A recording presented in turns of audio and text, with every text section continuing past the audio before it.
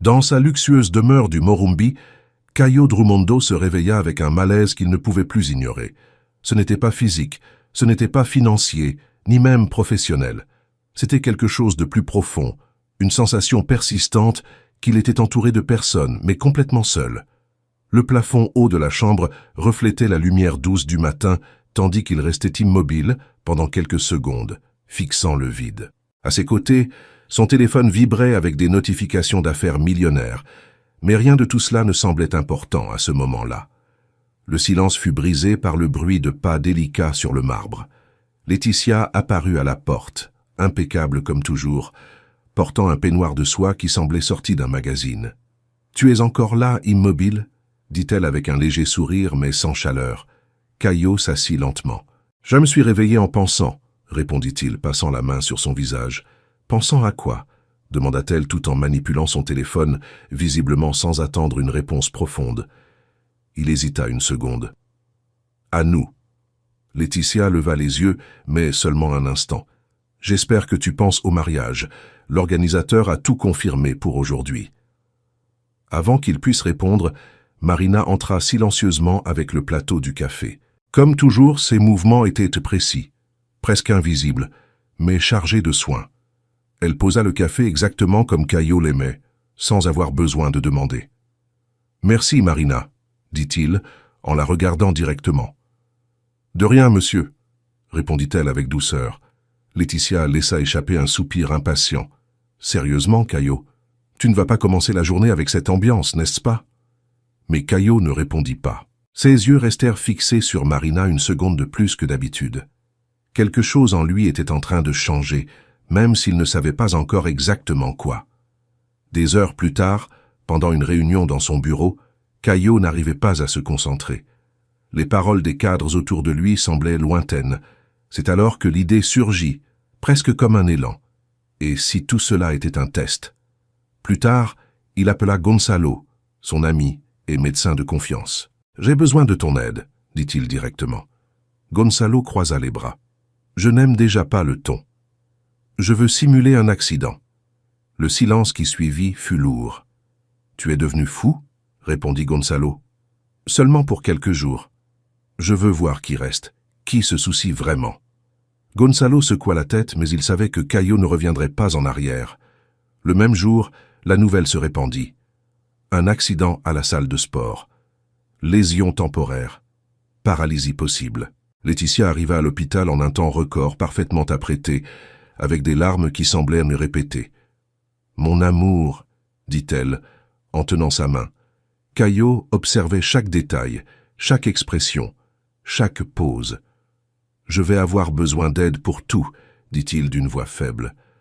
Pendant une seconde, seulement une seconde, le visage d'elle changea. Et cela fut suffisant. Cette nuit-là, déjà dans la demeure, Laetitia trouva une excuse pour sortir. « J'ai des choses urgentes à régler », dit-elle, et elle partit. Le silence envahit la maison. C'est alors que Marina apparut. « Puis-je aider, monsieur ?» demanda-t-elle. Et sans attendre de réponse, elle commença à tout organiser. Cette nuit-là, tandis qu'il feignait de dormir, Caio entendit Marina parler au téléphone. « Non, maman, ce n'est pas pour l'argent. Personne ne mérite de traverser cela seul. » Quelque chose en lui se brisa. Le lendemain matin, Laetitia apparut tard, distante, préoccupée par des engagements sociaux. Marina, quant à elle, était là depuis tôt le matin, avec le café à la température exacte, avec l'oreiller ajusté, avec une attention véritable. « Pourquoi fais-tu cela ?» demanda Caio. Elle répondit avec calme, « Parce que c'est ce qu'il faut faire. » Aussi simple que cela. Les jours passèrent, et plus le temps avançait, plus la différence entre les deux femmes devenait évidente. Laetitia parlait d'événements, Marina parlait de soins. Laetitia pensait à l'apparence, Marina pensait au bien-être, jusqu'à ce que, le 5e jour, tout commence à s'effondrer. Laetitia comprit. « Tu n'es pas vraiment paralysée, n'est-ce pas ?» dit-elle, avec un sourire froid. Caio ne répondit pas. Mais il n'en avait pas besoin. Elle savait déjà, et elle décida de jouer le jeu elle aussi. Mais Caio n'était plus le même. Parce qu'à ce moment-là, il avait déjà vu ce qu'il avait besoin de voir. Et surtout, qui était vraiment à ses côtés. Cet après-midi-là, tandis que la maison portait encore l'écho des visites et des conversations vides, Caillot resta silencieux dans la chambre, observant le mouvement dehors. Pour la première fois depuis de nombreuses années, il ne pensait pas à des contrats, à des profits ou à des stratégies. Il pensait aux personnes, plus précisément à Marina. Le bruit léger de la porte qui s'ouvrait ramena son attention. C'était elle, avec un plateau simple. « J'ai apporté un thé. J'ai pensé que cela pourrait t'aider, » dit-elle avec naturel. Caillot l'observa pendant quelques secondes avant de répondre. « Tu penses toujours à ce dont j'ai besoin, même quand je ne dis rien. » Marina hésita, comme si elle n'était pas habituée à recevoir ce genre de commentaires. « J'ai appris à observer, monsieur. »« Juste Caillot, » corrigea-t-il, presque automatiquement. Elle baissa le regard, mais un léger sourire apparut. « Je vais essayer Caillot. » La façon dont elle prononça son nom fut différente de tout ce qu'il avait entendu auparavant. Sans intérêt, sans intention, sans calcul, juste vrai. Mais ce moment fut interrompu. La porte s'ouvrit avec force. Laetitia entra. « Nous devons parler, » dit-elle sans détour. Marina s'éloigna immédiatement, respectueuse, mais Caillot fit un geste. « Reste. » Laetitia arqua le sourcil. « Depuis quand les décisions importantes se prennent-elles avec un public ? Car depuis que la vérité est devenue importante, » répondit-il. L'atmosphère changea. Laetitia croisa les bras. « Alors allons droit au but. Tu n'es pas paralysé. » Caillot ne le nia pas. « Et tu le savais, » répondit-il calmement. Elle sourit, mais ce n'était pas un sourire gentil, c'était stratégique. « Bien sûr que je le savais, mais j'ai trouvé intéressant de continuer le jeu. »« Le jeu ?» répéta Caillot. « Oui, » dit-elle en s'approchant. « Tu voulais tester les gens ? J'ai décidé de jouer moi aussi. » Marina resta silencieuse, mais ses yeux montraient que cela l'affectait. « Et quel était ton plan ?» demanda Caillot. « Simple, » répondit Laetitia. « Être parfaite tant que ce serait pratique. » Le silence qui suivit fut lourd. « Pratique ?»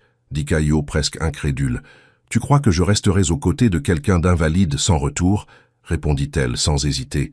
Les mots résonnèrent comme un coup, mais, cette fois, il n'y eut pas de surprise. Seulement une confirmation. Caillot respira profondément. « Alors c'est fini. » Laetitia rit. « Fini ? Tu penses vraiment que tu peux simplement mettre fin à tout ça ? » « Je peux, » répondit-il. « Et je le fais maintenant. » Le visage d'elle se durcit. « Tu vas le regretter. »« Peut-être, » dit Caillot, « mais pas pour ça. » Laetitia regarda Marina avec mépris. « Tout ça à cause d'elle ?» Caillot répondit sans hésiter. « Non. Tout ça parce que j'ai enfin vu clair. » Laetitia prit son sac d'un mouvement brusque. « Tu vas te rendre compte que des personnes comme elle n'appartiennent pas à ton monde. » Caillot fit un pas en avant. « Peut-être que le problème est justement celui-là. » Elle ne répondit pas. Elle sortit simplement. Le bruit de la porte qui se refermait marqua la fin, et aussi le début. Le silence revint, mais il était désormais différent. Plus léger, plus vrai. Marina était encore là, immobile. « Tu devrais te reposer, » dit-elle, essayant de maintenir la formalité. « Non, » répondit Caillot. « Je devrais m'excuser. » Elle leva le regard. « Pourquoi ? » ?»« Pour tout, » dit-il. « Pour le mensonge, pour la façon dont je t'ai impliqué là-dedans, pour ne pas t'avoir vu avant. » Marina respira profondément. « Je ne suis pas la victime ici, » répondit-elle avec calme. « Mais je ne suis pas non plus partie d'un jeu. »« Je sais, » dit Caillot. « C'est exactement pour cela que tu es différente. » Il marcha jusqu'à la table et prit une enveloppe. « C'est pour toi. » Elle ne la prit pas immédiatement. « Qu'est-ce que c'est ? » Une opportunité. Réticente, elle l'ouvrit. Ses yeux s'agrandirent. « Faculté de médecine ?» murmura-t-elle. « Complète, » dit Caillot. « Sans condition. » Elle referma l'enveloppe lentement. « Je ne peux pas accepter ça. »« Tu peux, » répondit-il. « Parce que ce n'est pas de la charité. C'est de la reconnaissance. » Marina resta silencieuse. « Et ma mère ?» demanda-t-elle. « C'est déjà inclus, » dit Caillot. « Traitement complet. » Les larmes vinrent, silencieuses, sincères. « Pourquoi ?» demanda-t-elle. Caillot répondit avec la même honnêteté. « Parce que tu as pris soin de moi quand tu pensais que je n'avais rien à offrir. » Le silence entre eux était désormais différent. Il n'était pas inconfortable. Il était plein de sens. « Et qu'est-ce que tu veux en échange ?» demanda-t-elle. « Une chance, répondit-il, de faire cela de la bonne manière. » Marina réfléchit, pas pendant quelques secondes, mais comme quelqu'un qui a toujours réfléchi avant de faire confiance. « Mon service se termine à 7 heures, dit-elle. Caio attendit. « Si tu veux encore parler, nous pouvons prendre un café. » Il sourit. « Je le voudrais. » Cette nuit-là, quelque chose changea définitivement. Pas dans la demeure, mais à l'intérieur de Caio. Et pour la première fois, ce n'était pas une question de perdre ou de gagner. C'était une question d'apprendre. Le lendemain matin, le soleil entra par la fenêtre comme toujours, mais tout semblait différent. Sans hâte, sans masque, sans attente fausse. Caio était déjà prêt quand Marina apparut, sans uniforme, sans barrière. « Bonjour, Caio, » dit-elle, s'habituant encore. « Bonjour, Marina. » Ils marchèrent ensemble jusqu'à la sortie, sans hâte, sans besoin de dire grand-chose. Parce que, parfois, ce qui est vrai n'a pas besoin d'être expliqué.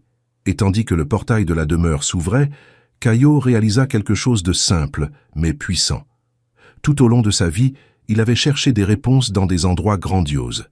Mais c'est dans le silence, dans la simplicité et dans la vérité, qu'il avait enfin trouvé ce qui importait vraiment.